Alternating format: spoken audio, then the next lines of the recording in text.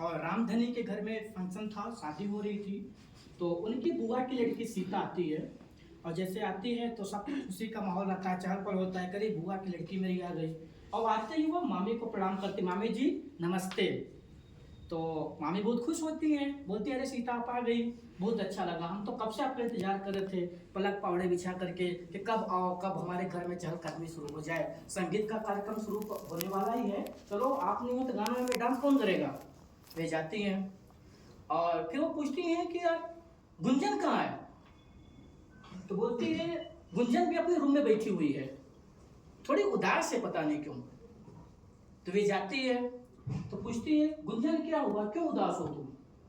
तो गुंजन बोलती है सीता दीदी मेरा ना शादी करने का मन नहीं है, मैं पढ़ना चाहती हूँ और घर वाले जबरदस्ती मेरी शादी कर रहे हैं। तो ये 13 साल की कोई उम्र होती है शादी करने की। तो उसने बोला कि तुमने किसी को बताया नहीं। बोली मैंने बताया था अपने बाल संसद के बच्चों को कि जबरदस्ती घर वाले मेरे शादी कर रहे हैं मेरे बड़ी दीदी के साथ, लेकिन कोई सुनता ही नहीं मेरी बात। मैं राधिका मैम को भी बताया था। तो सीता बोलती है अच्छा कुछ तो करना पड़ेगा। तभी संगीत का कार्यक्रम हो रहा था, मेहंदी वेहंदी रच गई दोनों की, अब चूंकि घर में शादी है तो मजबूरी है। तो गुंजन के हाथ में मेहंदी लगी, रवीना के भी हाथ में मेहंदी लगी, लेकिन उसको मजा नहीं आ रहा था। तभी शादी चल रहा था तो सरपंच जी और राधिका मैम आती हैं। तो जो भी लड़की के पापा थे, मम्मी, सब लोग नमस्कार किए, नमस्ते हुआ। बोले आइए सरपंच जी, आइए मैम, मेरा सौभाग्य है कि आप लोग हमारे यहाँ पधारे। अब इससे अच्छी बात क्या हो सकती है, गांव का मुखिया हमारे यहाँ आ गया और शिक्षक साथी आ गए, और आप बच्चों को आशीर्वाद देंगे तो उनका हो सकता है जो विवाह उत्तर जो जिंदगी है और खुशहाल जिएगी। तो वे जाती है तो तब तक शीशा मिलती है, तो बोलती मैम नमस्ते। तो बोलते नमस्ते। बोलिए लड़कियां नहीं दिख रही है, जिनका शादी हो रहा है वही नहीं दिख रही हैं।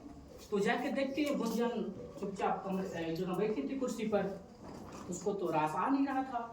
तो बोली गुंजन क्या हुआ, क्यों तुम दुखी क्यों हो। तो बोलती है मैम मेरी शादी हो रही है। बोली शादी हो रही है, 10 लाख लड़की की शादी। तब तक बोलती है तो गलत बात है भाई, 21 साल में 18 साल में शादी होना चाहिए कम से कम, अब तो 21 साल संविधान बोलता है, इतना भी शादी क्यों कर रहे हो।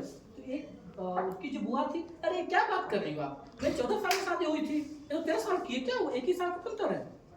बोले नहीं नहीं नहीं गलत बात है। सरपंच बोले नहीं, चाहे 14 साल में शादी हुई तब भी गलत बात है, 13 साल में शादी हो रही है तब भी गलत बात है। संविधान के दायरे में आपको भी जेल होगा और इनको भी जेल होगा, पंडित को भी जेल होगा, जितने लोग सबको जेल होगा। सब शॉकिंग पड़ गए, बाप रे फंसे हम लोग, गलती कर दिया के साथ दिमाग के खाए यार, थोड़ा सा फालतू को 6 महीना झेलना पड़ेगा, बड़ी समस्या उनके साथ। सब लोग डर के से पका गए कि नहीं अब तो गड़बड़ हो गया मेरे साथ, क्या होने वाला है। सम्राट आप पहले मत गए, नहीं भैया जाओ, मैं तो रहूंगा नहीं। तो अब इस तरह से कहानी चल रही थी। इसके बाद सरपंच जी ने जब समझाने का प्रयास किया, लोगों को बताया कि नहीं ये जो आप लोग कर रहे हो ये सरासर अन्याय है, और उस बालिका को, क्योंकि हर एक लड़की को जीने का अधिकार है, पढ़ने का अधिकार है, अपने अनुसार जीवन जीने का अधिकार है। संविधान भी इसका कदापि इजाजत नहीं देता है कि उसकी पूर्णतः उम्र होने के पहले किसी की शादी करवाना। अभी हाल ही में आजाद नगर गांव में एक लड़की की शादी में जबरदस्ती करवा दिया गया, सबको जेल में रखना पड़ा। आपको पता होगा सब लोग जेल में हैं।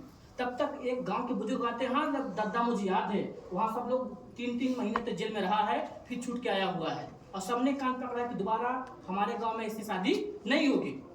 तो सब लोग वहाँ पे थोड़ा सा एक्टिव हो गए, बोले नहीं। तो फिर हुआ कि बड़ी लड़की का उम्र हो गया है, उसका शादी कर देते हैं, छोटी वाले को भाई समझा देंगे, अब बारात तो आई गई है, जब नाच गाना हो जाए, नाश्ता पानी करवा दीजिए, बोल दीजिए भाई ऐसी स्थिति है, हमें नहीं पता था तो हमने लगन कर दिया, अब खर्चा तो हो ही गया, तो बड़ी लड़की की शादी करते हैं, आप लोग विदा हो जाइए भाई, इज्जत नहीं लेंगे दहेज आपसे वापस।